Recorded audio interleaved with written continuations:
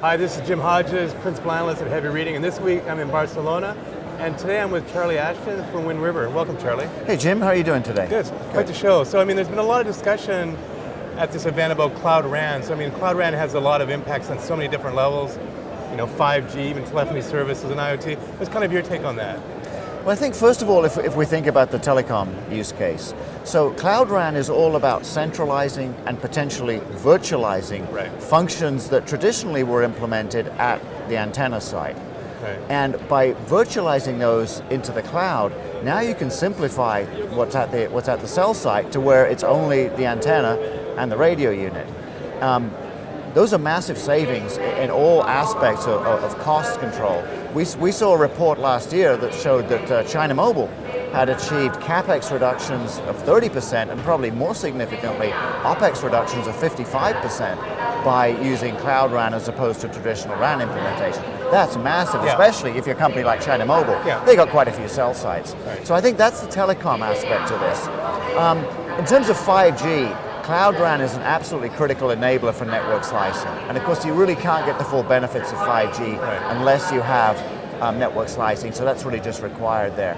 I think in IoT, the situation is a little bit different. I think in IoT, what Cloud RAN gives you is the ability to have the maximum amount of agility in quickly and dynamically spinning up and spinning down new applications and new services. Without Cloud RAN, you really don't have the flexibility that you need to really cost optimize your IoT deployments.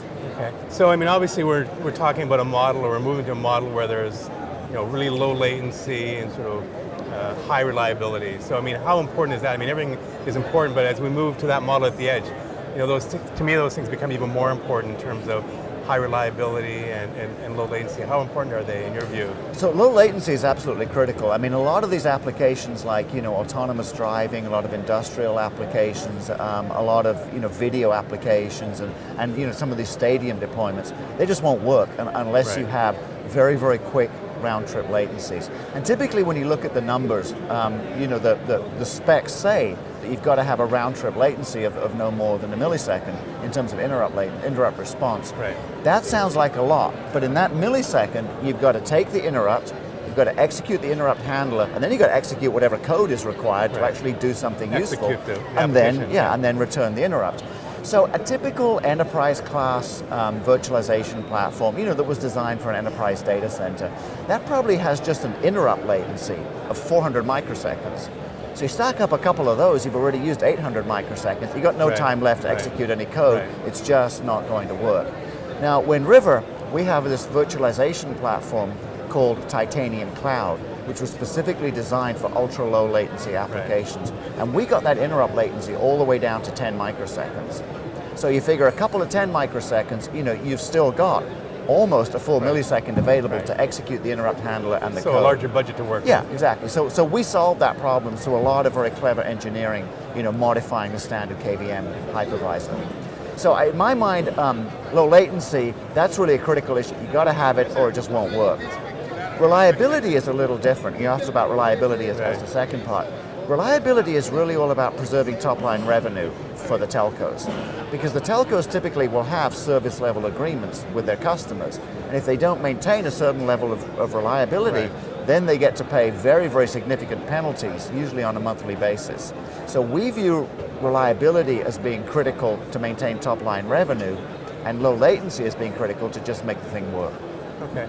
So I guess we're obviously into the cloud scenarios now. We're into the monetization and we're into the commercialization phase. So how do service providers, how do they manage and prepare for some of these trends you talked about, IoT and 5G? How do they do that and still manage to kind of reduce their costs or cut their costs going forward? Well, the premise of network virtualization, is it will bring you very, very significant reductions in operational costs. The challenge for the service providers to execute on now as they start to get ready for 5G and for IoT is to choose an infrastructure platform that really is going to give them not only significant OpEx reductions, but also quantifiable OpEx reductions. That was one of the key business challenges that we looked at when we developed Titanium Cloud. And we actually achieved those reductions for the service providers in two ways. Firstly, we have a very high performance accelerated virtual switch, which as a result of that enables you to maximize the VM density, the number of VMs per blade, and so that translates directly to reducing the per subscriber cost, which is a big piece of OpEx. But of course, OpEx is also very heavily influenced by the cost of installing and commissioning and maintaining the cloud. We've got a lot of very sophisticated features in Titanium Cloud that minimize those operational costs for actually running the network. Okay. And I think also you've had some showing here sort of some interactions with a lot of your partners. I think Nokia is one of the ones that you've been showcasing at World Congress. Maybe tell us a little bit about what you're doing with Nokia. It is, thank you. So that's a perfect follow-on to what we were talking about in terms of Cloud RAN. So Nokia is a big customer of ours, and they use the Titanium Cloud platform in their airframe Cloud RAN system. And the reason they selected the Titanium Cloud platform was to address all the kind of business issues that we're talking about. They want to maximize their top line revenue, minimize their operational costs, get to market quicker than their competitors, and also avoid any risk of vendor lock-in. All four of those are very critical business issues for Nokia.